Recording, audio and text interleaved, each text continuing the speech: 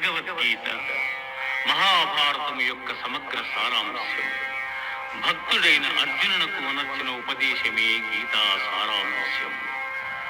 భారత యుద్ధము జరగరాదని సర్వవిధములా భగవానుడు ప్రయత్నించెను. కాని ఆ మహానుభావుని ప్రయత్నములు వ్యర్థములాయను. అటు పిమ్మట శ్రీకృష్ణుడు పార్థునకు సారథి అయి నిలిచెను.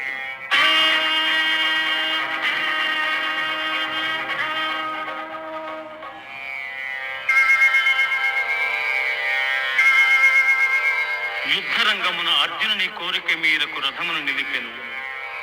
అర్జునుడు ఉభయ సైన్యములలో గల తండ్రులను, గురువులను, మేనమామలను, సోదరులను, మనుములను, మిత్రులను చూచి హృదయము ద్రవించి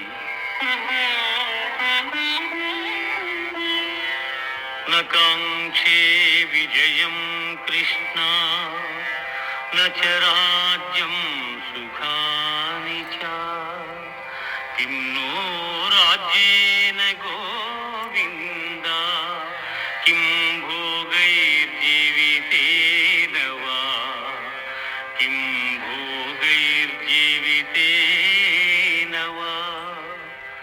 స్వజనమును చంపుటకిష్టపడక నాకు విజయము వలదు, రాజ్యసుఖము వలదు అని ధనుర్బాణములను కింద వైచి దుఃఖితుడైన అర్జునుని చూచి శ్రీకృష్ణ పరమాత్మ అశోచ్యానవ్యశోచ్యస్త్వం ప్రజ్ఞావాదాంశ్చ భాషసే గతాసూన గతాసూశ్చ నానుశోచంతి పండితాః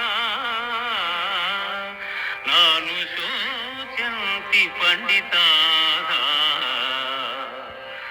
దుఃఖింపదగని వారిని గూర్చి దుఃఖించుట అనుచితము. ఆత్మానాత్మ వివేకులు అనిత్యములైన శరీరములను గూర్చి గాని, నిత్యములు శాశ్వతములు అయిన ఆత్మలను గూర్చి గాని దుఃఖింపరు.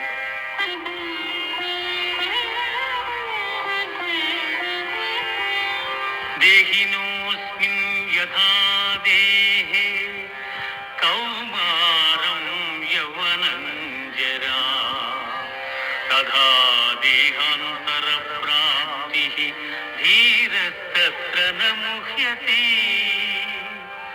జీవులకు దేహమునందు బాల్యము, యవ్వనము, ముసలితనము ఎట్లు మరొక దేహమును పొందుట కూడా అట్లే. కనుక ఈ విషయమున ధీరులు మోహమునొందరు.